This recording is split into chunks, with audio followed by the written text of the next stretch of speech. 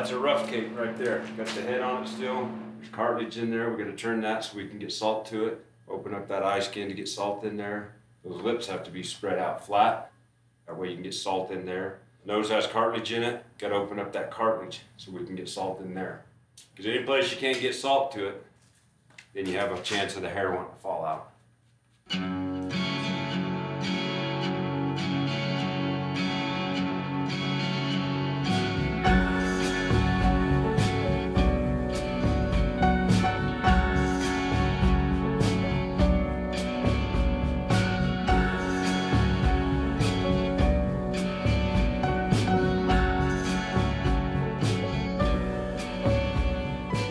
This is the nasty part of taxidermy right here. Once you get the stuff back from the tannery, there's nothing nasty about it then. There's no blood, there's no smell. You could actually do the taxidermy work in your living room if your wife lets you. Go Bulldogs! Remember, you're getting bad now. Two. Really bad. Oh.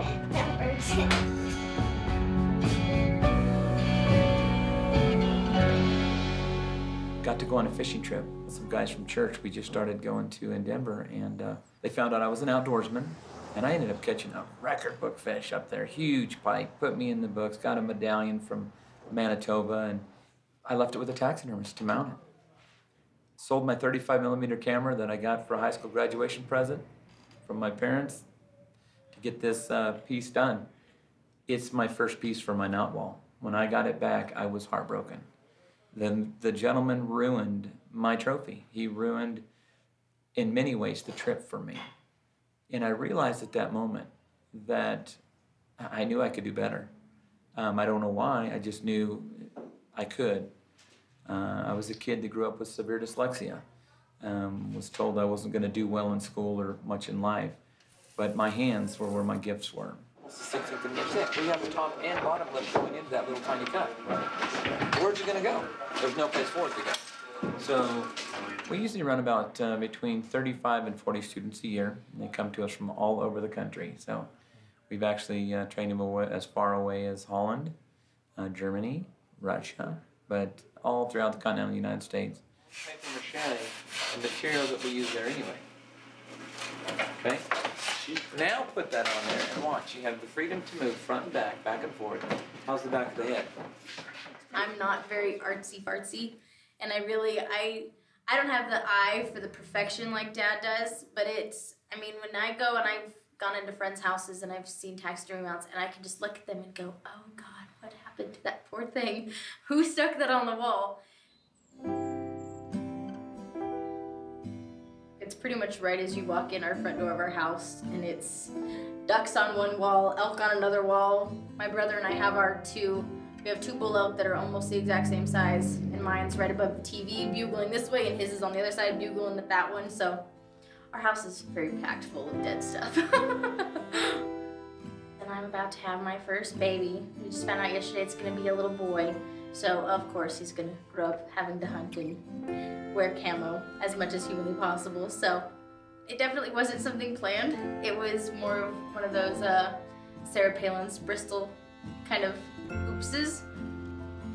Kelly's done stuff. She's done snakes, she's done squirrels, she's done some of her own taxidermy. She's the killer in the family, the hunter. She gets more animals than anybody else.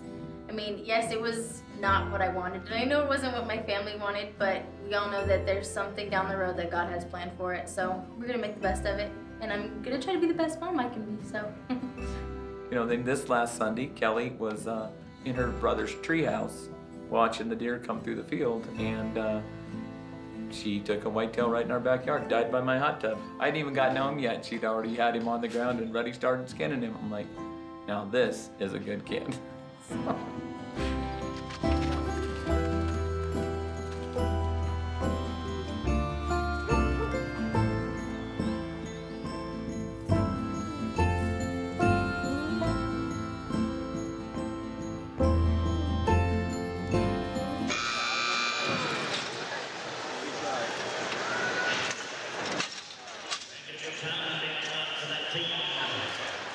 Leland has has really excelled. He's taken a lot of pride in what he does. One of the first young men I trained his father before him, then he came immediately after.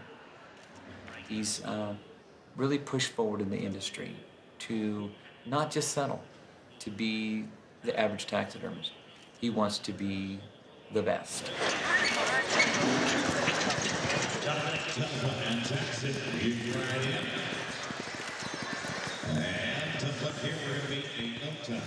First one was really good. Had him down in 9.4.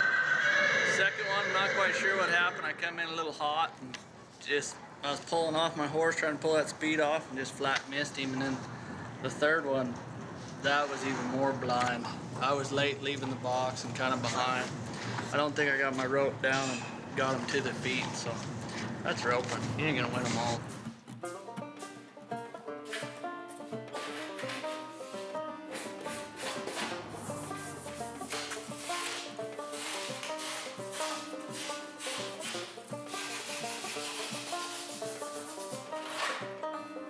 We have done as many as 500 a year, but it'll usually average somewhere in the 300 to 350 animals per year.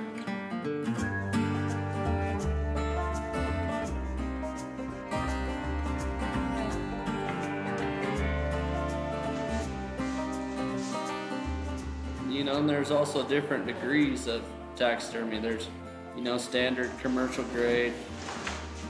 You know, the client doesn't want to pay a lot of extra for something. They just really want the trophy on the wall.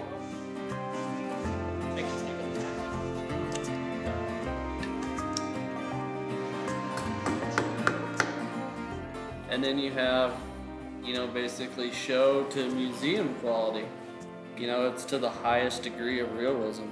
Between all the little details in the inner eyes, and you can see all the way down the nasal passages, and you know, so the more detailed you get and the higher your show quality or your museum quality stuff gets, the more expensive it gets. That's Ridge. Rain, turn around. Oh, I work here with Big Cat Taxidermy with my brother Leland, and just basically to kind of shop help out whatever he needs me to do, and mostly skin stuff, prep mannequins and capes, all the good stuff that goes with it.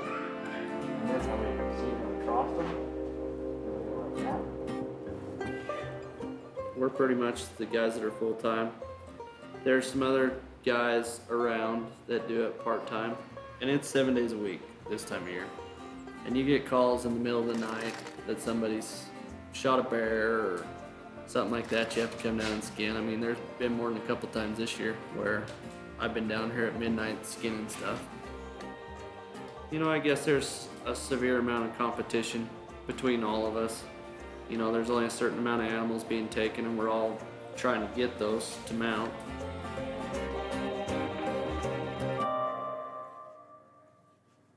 I used to be a heavy equipment operator for the city of Craig. Going on 18 years with the city. Any heavy equipment, backhoe, dozers, loaders, scrapers, excavators. Used to do all that stuff. Me and my sister play trucks around here. I'm acting like I work for the city.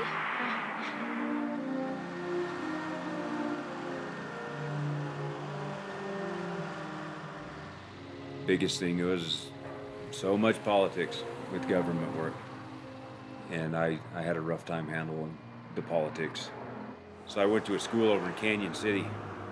There was me and one other guy in the class that scored 100% on everything that we done.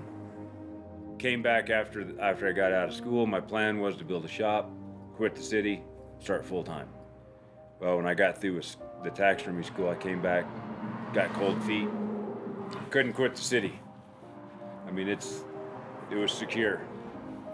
You know, and jobs are hard to come by anymore.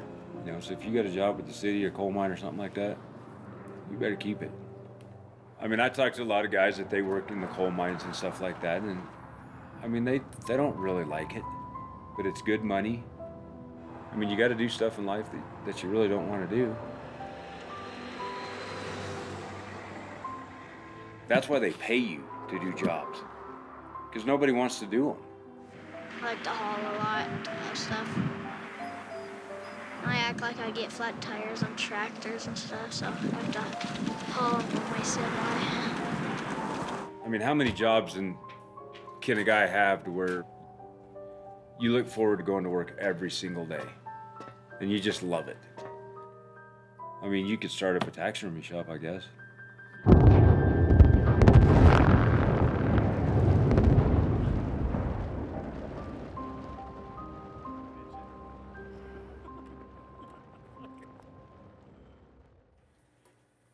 Antelope, their horns are made out of hair.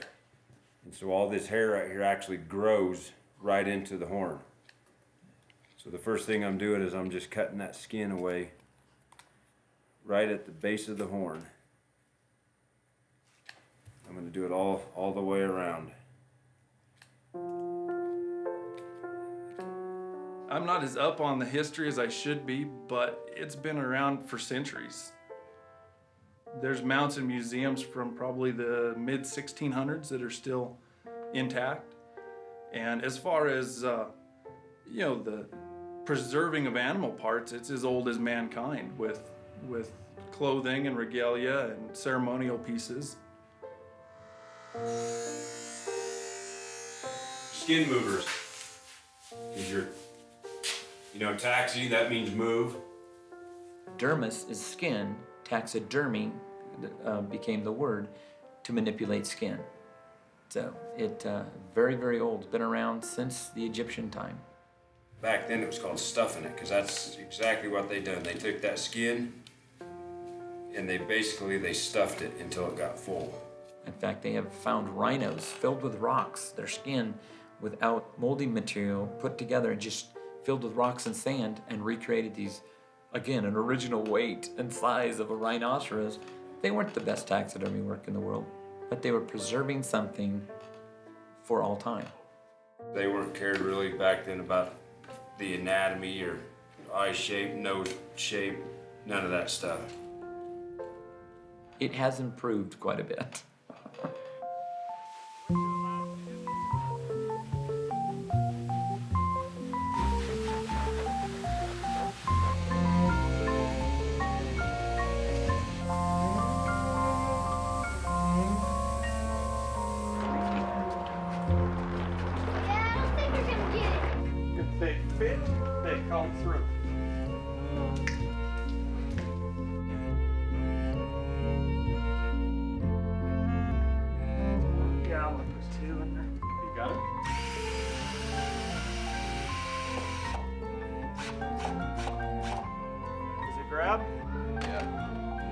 Well, my husband got into the taxidermy industry, and so just being supportive of him, I kind of got into it as well and encouraged him to go to his first show. The first show we went to, when we pulled in, he said that we just needed to pack up and just go home because the stuff in there was so nice and his stuff was just not gonna stack up.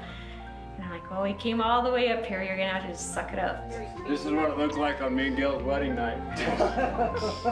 She was quite a bit bigger then. Mom, is this the Clarion meeting room? I don't know why. I'm logging onto their internet. He told me, well, within 2 years, you'll be running the CTA. And I was like, no way, I don't want any part of that. In about 2 years exactly, our president decided he didn't want to run again. Nobody else would step up and be the president, so I took that on as well. And it's kind of how I ended up here. These cards they put with their mount, so it tells what the mount is. It's got a number on it, and that's what the judges will use when they judge, is the number. Because nobody's allowed to know the names until after the show's over. It's got a taxidermy choice ballot in it. So the taxidermists go around and they pick their favorite pieces, and then there's awards for those. Where's that dumpster? Is there a big blue dumpster out there somewhere? In general, the Colorado Taxidermy Association is like 99% men. We do have a couple female taxidermists, although they haven't really competed lately, and so I think they just saw that I was a big sucker. It just got me into doing this.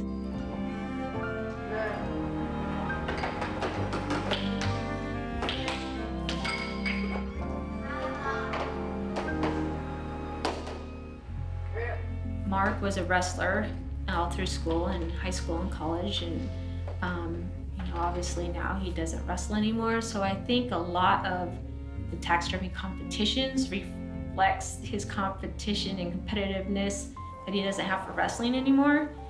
So he projects that into the industry of taxidermy and competing, and I think that's what drives him to be a perfectionist.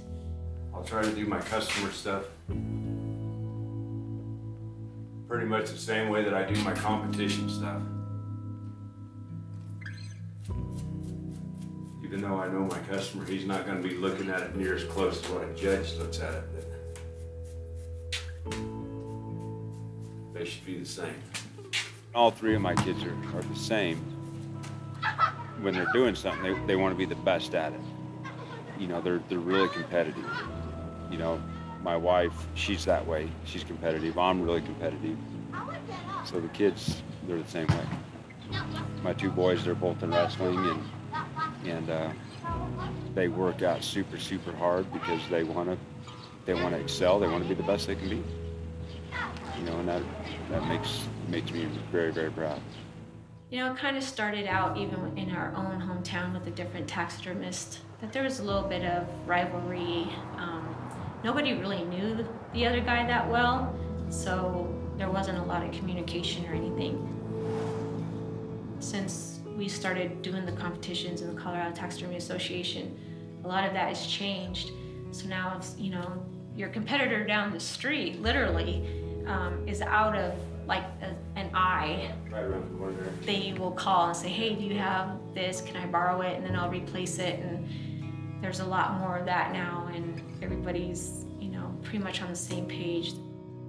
You know, if I need something, I mean, as simple as me like running out of glue or needing an eye. You know, if I screw up and draw up a glass eye and I need a glass eye, you know, I call those guys and see if they have them. This is a antelope form, so this just came in, so I'm just unpacking them.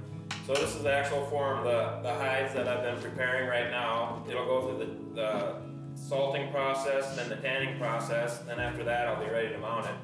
But I took measurements off the actual animal when they came in, so I can order these forms within 1/8 of an inch, which is actually incredible. So these are made out of glass, very fragile, but I just got 2 pair here. But for elk eyes, I get 36 millimeter.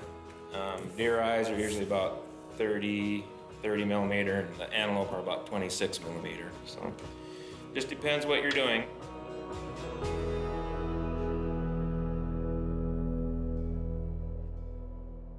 It is sad any time a life is taken. But for it to waste it is wrong. We don't make clothing out of buckskins and wear camel skins like they did in the Bible. We take the skin that normally goes in the trash and we create a piece of art. If we see somebody that comes in with an animal they didn't take care of properly, we turn them into the game and fish. We want them ticketed because that animal gave its life for you. It's your responsibility to take care of the meat, to take care of that animal first, the edible portion of it, later than the skin. And don't reverse them. No hunter wants a wounded animal or to make a bad shot. But circumstances do happen. But you need to be skilled enough to be able to track it, follow it, keep it as calm as possible. They don't know when they get shot. Oh, I'm supposed to follow. I saw the TV show. I'm supposed to fall over and die. They don't know. They sometimes have no sense of being hit. There was something loud or there was a sharp thing. They're like, they look around and go on grazing. And then they just fall over. They just fall asleep.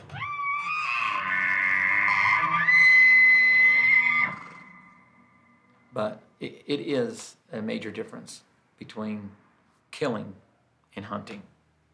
Totally separate. Hope that clarified that.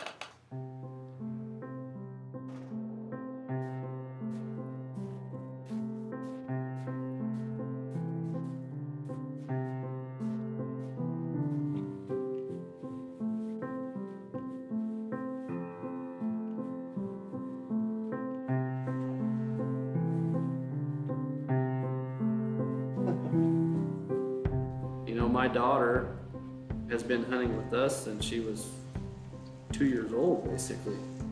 And she sees it, she gets it, she knows the processes of everything. And, you know, she understands life and death and the use of the animals. So I think it's how it's portrayed and brought up to the kids. This is my daughter. This is Rainey. You say hi? Riding her scooter around through all the blood. Gonna drive her mother nuts. Are you gonna smile? No? Did you smile, bro? That's the big thing when you get into taxidermy. You need to know what that animal really looks like. And just because you've seen 100 of them, you know, when you're hunting, that doesn't mean that you know what they look like.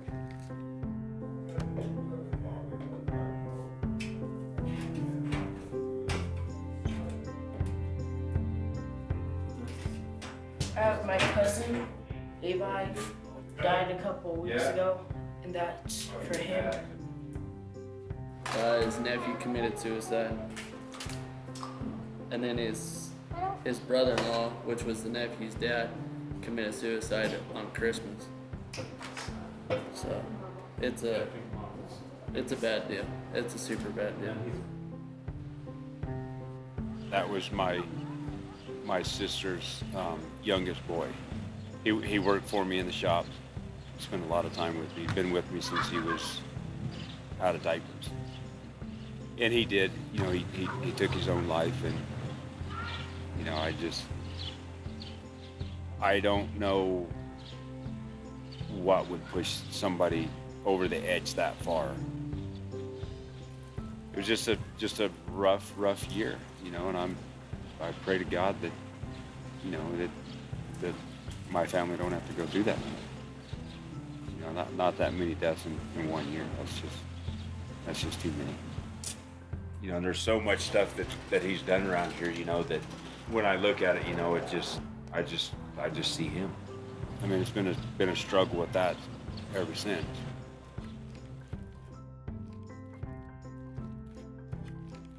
Their ears go in a certain place. There's a certain shape to their. This is the ear butt down here. When I take that cartilage out after it comes back from the tannery, this is what I'll put back in to replace the cartilage. And I put glue on both sides of it so the skin glues to that. A lot of times when you're tracking them, if they're not hit very well, you'll lose them. And then a lot of times they'll run and hide somewhere where you can't find them. If they just lay there and die. And that just makes me sick. I hate to see that. I mean, even though I'm a hunter and I've killed a lot of animals, I hate to see an animal get killed for no reason. That's a chunk of nose cartilage. And we don't need it, so we just cut it off and feed it to the dogs. She's all dressed up for homecoming. Okay, this is the last step right here. Salting. We got him all fleshed as good as he needs to be. Usually if you get a scar on one of them, I usually never fix them. Unless the customer says, hey, I want that scar fixed. I try to put them back together just exactly like they was when they were alive. There's a certain shape to it, a certain shape to their eye. Their eyelashes have to have a certain shape to them. There's hair patterns. Every animal has hair patterns. You have to put them hair patterns back in where they belong. So there's a lot more to it than just taking the tan skin and putting it over a styrofoam form.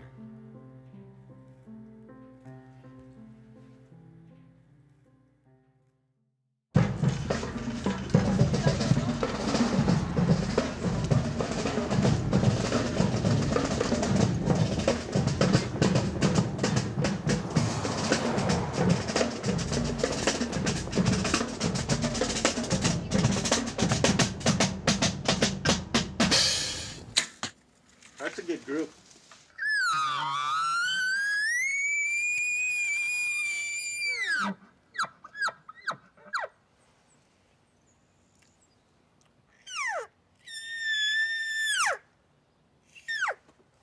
only reason she don't like shooting guns is she shot a revolver one time and then take her hand off the cylinder. No, it burned her hand. Thought I shot my thumb off. That's why she don't shoot guns. It was scary. This is her first and only Robin Hood. That's an arrow and an arrow. Shooting the back of another person's arrow. We go fishing and camping a lot. Kind of have to around here. With a bow, it's fairly quick kill if you make a good shot. It went in through her heart. It was a heart shot, and so it goes in. And it was a clean pass, and that's what you want with an arrow, is a clean pass through. And it actually stuck into the tree about 3 inches into the tree on the other side of her. Just me and my wife and 2 kids at the time. They were lazy, didn't want to get up, go hunting, so I went out and had the fun of getting him by myself. Real good time in my life. I've killed 4 bull elk and 2 cow elk and 3 deer with a bow. And all I hunt is basically, I don't hunt big racks or nothing. I just kill for meat. I hunt just for the winter meat. It's like putting up firewood, being self-sufficient. That's what we do. So we got some roasts because we wanted to taste true bear meat, and then we had the rest made into breakfast sausage, and it was wonderful. You wouldn't know the difference between buying it at the store. We smoke jerky. We smoke all our deer meat and all that, and we make burger. Most of it's hamburger. We make elk burger because it's lower in saturated fat. It's better healthy for you, and no steroids. That's a lot of your cancer and stuff coming from fast growth steroids. All of our nieces and nephews come and want to pet her, and you know, she's kind of a big focal point in our house. The bear is probably the part that everybody remembers. It honors the animal that you can, it helped provide life for somebody. An elk can smell a plug of tobacco or a cigarette 5 miles away. They can smell a rotten tooth 2 miles away. If you got a decaying tooth, they can smell it 2 miles away. They know you're there before you even know there's elk there. Unless the wind is at your favor and you got a ridge and you're walking above them, they're amazing animals. Other than that, life in Craig.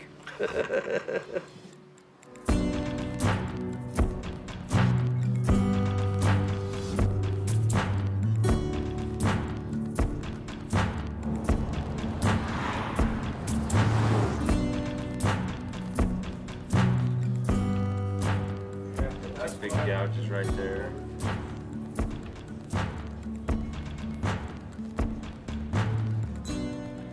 I do a few game heads, I do a few birds, but fish are my specialty, and I think when you actually get good at something, people almost make you specialize. They say, well, you do a great fish, I want you to do my fish. And then all of a sudden you get extremely busy with what you're good at.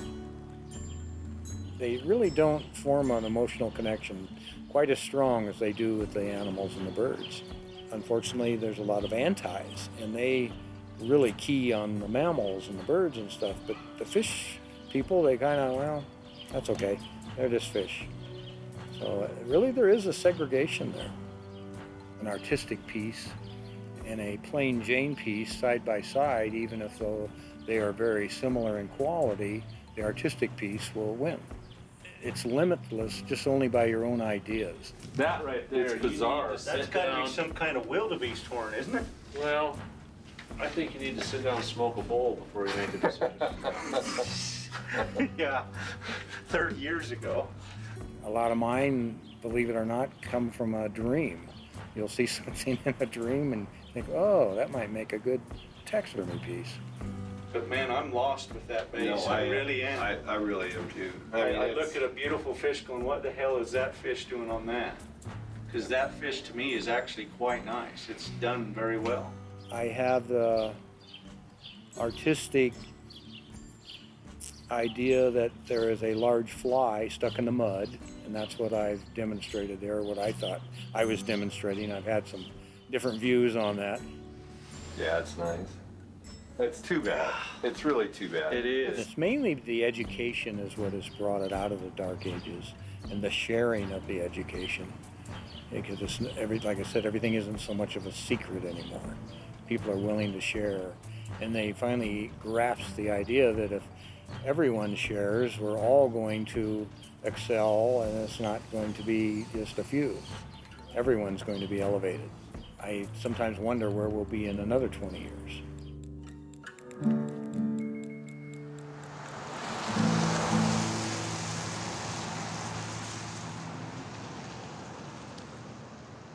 The tanning part comes in at the beginning. It needs to be tanned before it can be mounted up on a styrofoam mount, and that's the procedure that the taxidermist does. But we prepare it to where the skin won't rot and the hair stays in, and we comb it. We're beauticians of all kinds, and it's just a great job. This is what I really love to do here at the Tannery. Not too many people can do this. I mean, you can, but you can put holes in it and then you're in big trouble. That's one reason why we don't have employees. I went to school. I was sick of freezing in the snow, doing carpentry, running daycare center for wannabe carpenters, building rich folks' homes. So I decided I needed an inside job, getting up there in age, you know.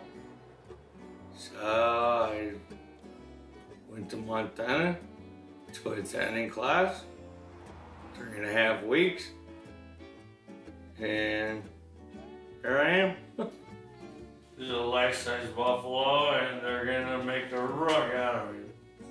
For what, I don't know, to trip over the hooves. Our website just has really opened up the whole world of tanning for us. The raccoon from New York, I must say, has to be like the greatest thing. Why would you do that? I don't know. There's all kinds of tanneries on the East Coast. I mean, I don't know. They just picked us because, I guess because we're crazy. Every animal on the planet supposedly has enough tanning chemicals in its own brain to tan its own hide. To tan your hide.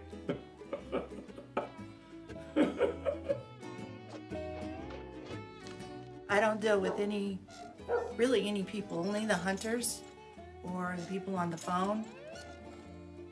I really don't go anywhere or do anything. My work is here. It's like a dairy farm, so when something needs done, you have to do it. You gotta pretty much be here 24/7.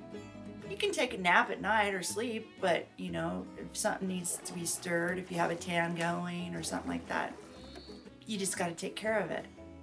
We tan anything you want the hair to stay in. But the main thing for us is that it's about preserving something that was beautiful. And when you're done, you know, most hunters would just throw it over the side of the hill, skin it out, throw the hide over the hill. We make it live forever. Little horse, big cow, let her burn.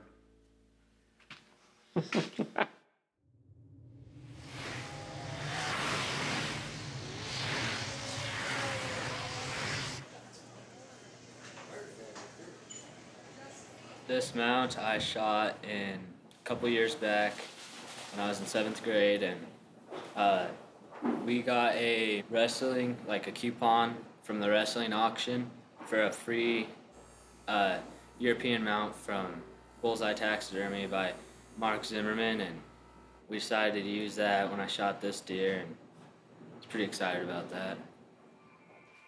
And what I'm gonna make out of these is his upper eyelids. Bend that clay around and feather it right back into the form. And any extra that's left over back here, I'll just pinch it off.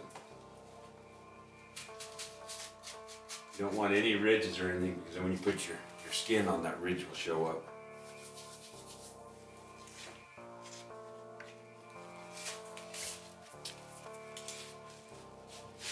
Make the hunter happy when he sees it. Got some glue. This is my own recipe of glue right here. What's that? You got a name for your glue? Yeah, it's called Big Zim Glue. I just made that up. Just get his skin lined up as close as possible right now. Taxidermy is one of the probably most broad art forms today. The art is sculpting, painting, carving. There's multiple levels of art. Muscle anatomy, blood vessels, facial features. We can literally make an animal look happy, sad, feminine, drunk, hungover, aggressive. We're able to recreate that exact face in that animal. Not just recreate a mountain lion, or not just recreate a mule deer. We're able to recreate theirs, where they'll come in, they'll look at it during the different processes or stages to make sure that we are capturing what they remember. Whether it's an ear forward or one back, or an intense look, or startled. What they see in their mind's eye, we want to work with them and pull that back out. My turnaround is an average of 8 months. I try and get everything done within a year. And that way, if they want to come back the next year and hunt, they have that option to pick it up. I've heard horror stories of guys taking 2 or 3 years to get a mount done, and I don't want to be that guy, so we limit ourselves to enough work that we can get done in less than a year, and that's what we do.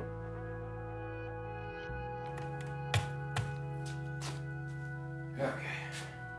You know, there's different levels, and at the shows you have the novice level, which is the entry level, the guys that are just still learning the business. You got the professional level, which is the guys that are basically bringing their commercial grade stuff, showing it, getting critiques by the upper end competitors of the taxidermy show world. And then you have the masters guys. The masters guys are trying to be the best of the best and the realest they can be. And, you know, none of us will be happy until we can make them breathe again.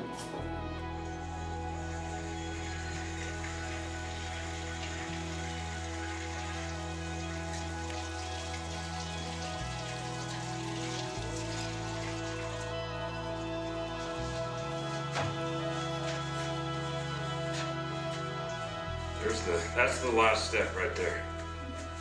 Dry your hands off, huh?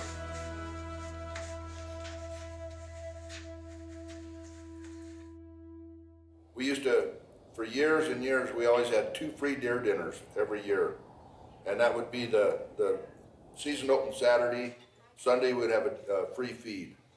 And we'd cook up 5 deer and 8 antelope.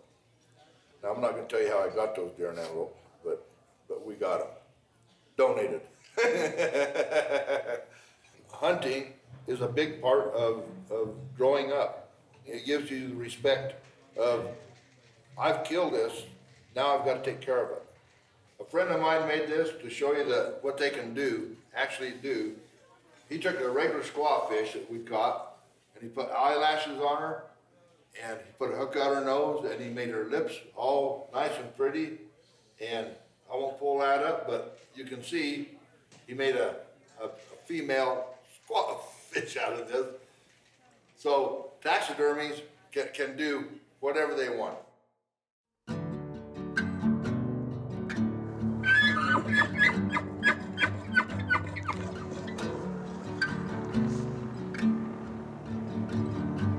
There's a bigger door you guys can use. Yeah, you guys can use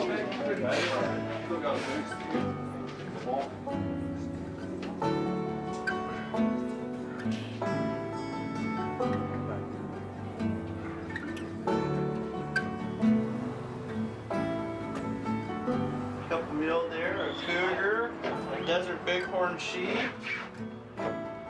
Oh, you know, it's just another one, I guess. Day in the life. Yes. Dada? Deer, yes. Oh, deer. So wait, she'd lay down.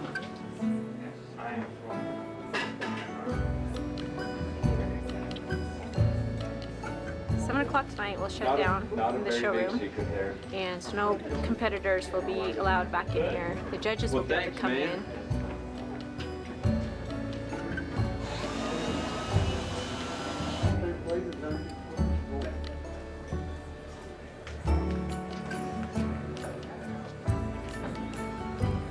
My competitive goal, I guess, in the taxidermy world is I really want to have a top 3 finish at the Worlds. You know, to know that I can go and compete with the best of the best in the world and know that I can hold up to that standard, putting everything that you've learned, you know, and put it into something and everybody goes, oh, you know, that's really, really nice. And I just think some people just have a natural ability, they have a knack for doing that kind of stuff. I mean, you have to have a ton of confidence and patience. I'm just trying to get these whiskers to stand up.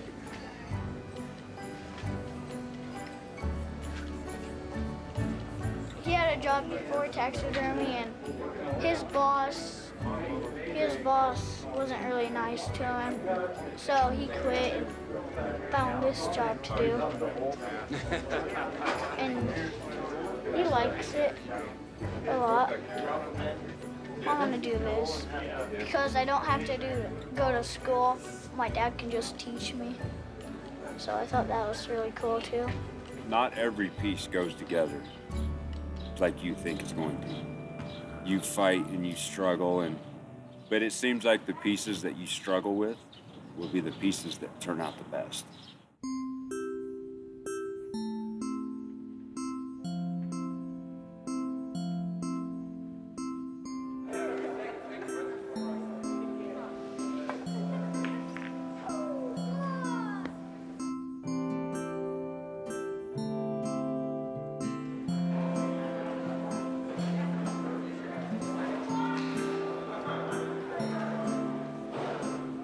I look for drumming, which is places where the skin has shrunk or pulled away from the mannequin or the ear liners. I look for hair patterns and grooming, skin alignments, if the skin's lined up properly on the mannequin. I look for eye setting, the eye angles, the pupil angles, shrinkage around the lip lines and the burr areas. Going into the World Show next year, you don't know who the judge is going to be. So you need to go and get in front of as many of these judges as you can so that you kind of know what they're looking for. Cat faces are really hard to do. It's pretty nice. There's technical things wrong with every piece that's in here, but we're not God, so we're not gonna recreate it exactly the way that it's supposed to be. We're just gonna do the best we can. In the upper divisions of competition in that Masters level for that World Championship, I mean, basically you're making a judge happy. You're trying to build what that judge wants to see. It's just so round. It is. It's like there's a basketball in there. You know, the head was an original sculpture of mine. Basically, it started from a hunk of foam and it became his head. You know, he's got this note here that tells us how he rebuilt the canines. I actually think that he almost turned it into the saber-toothed leopard because I know they've got huge canines, but them things are pulled and dropped down so far. The amount of work that I put into him, you know, making the jaw sets and, you know, the teeth being human dental acrylic and, you know, all the important details of his nose and all that stuff is all hand carved. And I can tell the guy spent a lot of time on it, but there's some things that are just overdone that just aren't right. The skin is stressed. His toe digits aren't all touching down, which they should be, because he's in an aggressive defensive mode. You know, when you spend $20,000 to go shoot one animal, you know, you want to make sure that you do it and you do it right. And it don't matter if it's my leopard or it's a customer's leopard, I want the leopard to be right. But because it was my leopard and it's so special to me, the whole scenario, you know, I wanted to build a super, super big, powerful piece. I want as much objectivity as I can because you can prove that.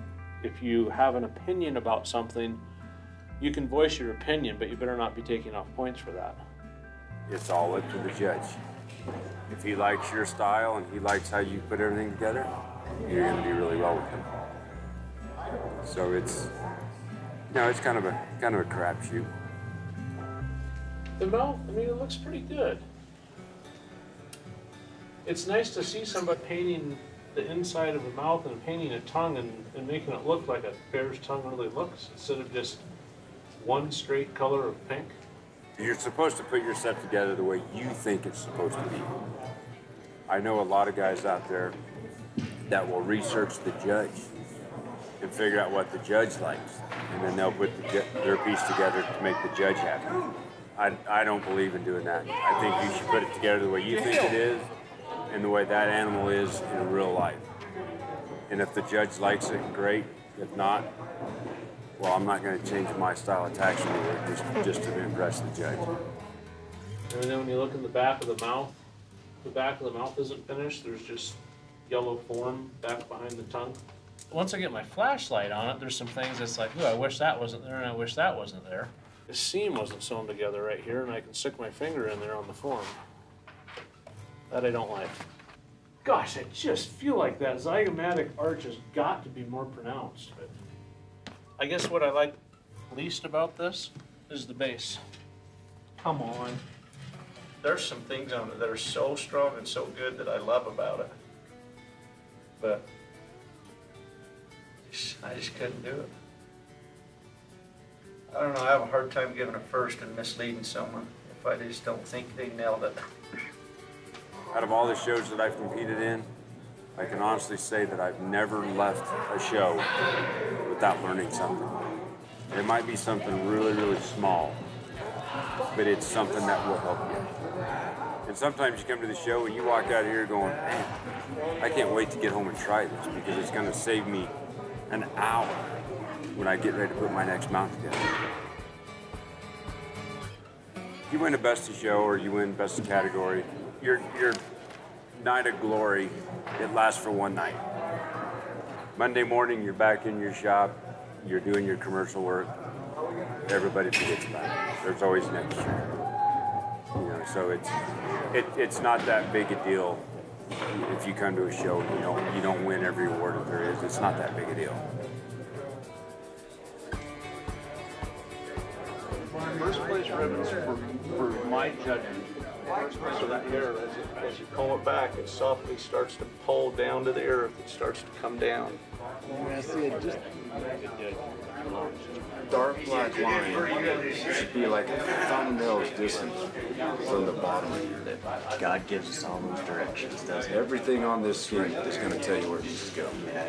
Even the last one here, he says, a great example of fish taxidermy, rarely seen anywhere, congratulations. So, I mean, how can you have a nicer comment than that? I've asked several people what they saw there, if it was a hook or an anchor, or some people will see a hook, some won't. You know, I guess it's in the eye of the person that's viewing it. It's what they really get out of a piece anyway, so hard to say. Just been studying up, you know. You're doing really good in some areas.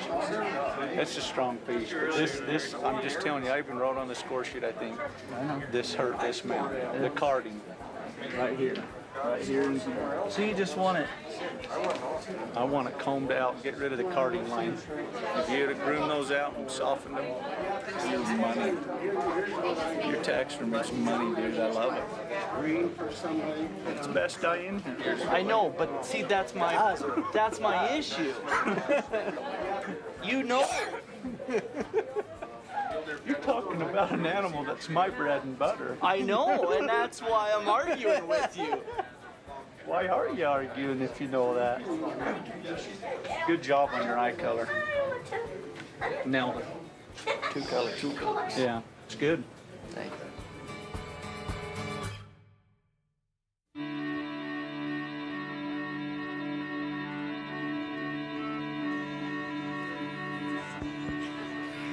Okay, we're gonna do this auction and we're gonna fly through this thing.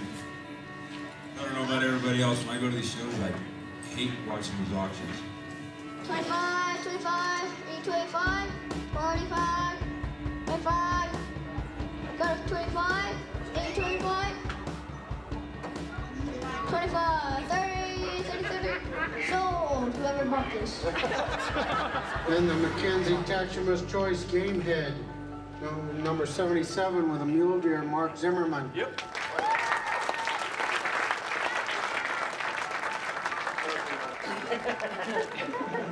The Taxidermist Choice Award. That's a good one. That's where all my peers vote on what they think is the best. Mule Deer Challenge. Mark Zimmerman, number 77.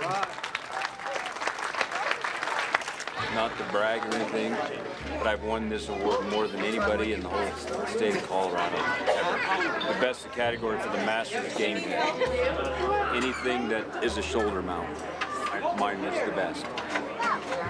I'm happy. Yep, I'm really happy. I'm happy that the Fuzz Nets over there won Best of Show. I call it my suicide goat. They'll bail off the craziest cliffs you've ever seen. They can run down rocks. It's just amazing. And I just trying to capture that a little bit. And there is the Safari Club, Craig Chapter, goes to number 52 for Leopard, Leland Lanier.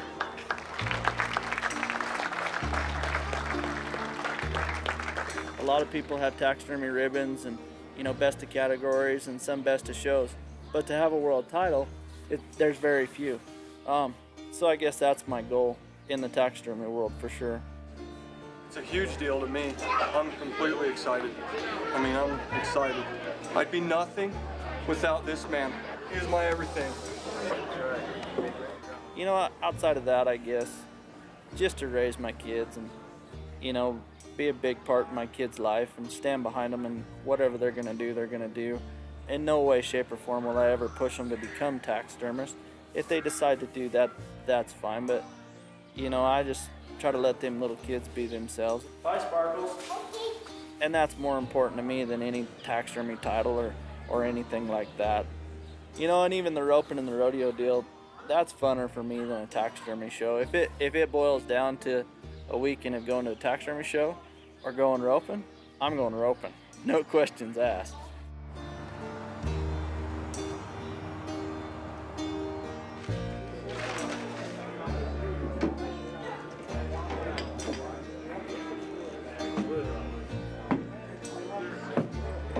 That's where I plan on being in about 5 years. I'd like to be a world champion, and I'd like to have my business grow big enough, you know, that if my nephew and my kids want to jump in there and start helping, we're gonna have plenty of work to do it. One of these days, I'm just gonna say, hey, whichever one of you kids is taking the most interest in it, here you go. It's yours. The business is yours. Me and Mom, we're just gonna stop in every now and then and take a little bit of your money, and we're on the road. A gentleman came in one day when we just moved to Canyon City from Denver with a little brook trout in a sandwich bag. It was just this big. It was, I mean, cat food to swallow it in one bite. And he was very rough looking, an elderly gentleman, 72, 73, somewhere in there. And he stuck that bag in my face and said, "Can you mount this fish?" And I said, "I'd be honored to." And it set him back. And he said, "Why can you mount this fish?" I said, "Because you asked me to." I didn't understand his question. It didn't take long to figure out this fish meant the world to him. It's his granddaughter's very first fish. She was 5 years old. The old man got a tear in his eyes. He goes, "How long will it take?" "Well, sir," I said, "everything usually takes 6 to 8 months or sometimes longer." And he kind of shakes his head, bows his head. He goes, "Any way to do it faster?" And I said, "Can I ask why?" Tears swelled around his eyes, and he said, "Young man, I'm dying of cancer. They've given me 5 weeks. And I want more than anything in this world to give this fish to my granddaughter before I leave. Can you do it for me?" I said, "Sir, I normally don't pass anybody up for any reason, but I'll do it for you." We did it for him in 2.5, 3 weeks, and were able to dry it because it was so small, it dried very quickly. When he picked it up, he hugged me, he cried, and wouldn't stop thanking us out of the classroom. Half the students couldn't even look up because they'd get all teary-eyed. That was probably one of the most rewarding pieces I've ever done in my entire career, was to be able to do that little trophy book fish, that big. That's a reward that money can't buy. That's why we do it.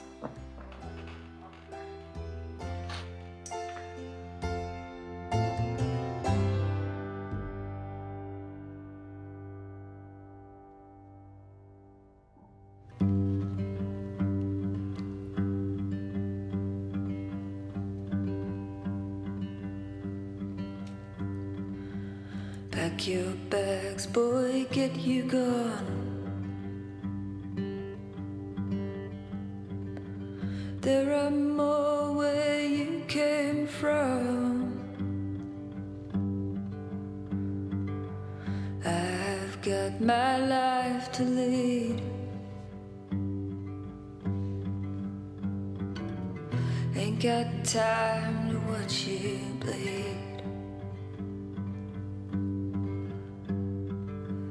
Pack your bags, boy, get you gone.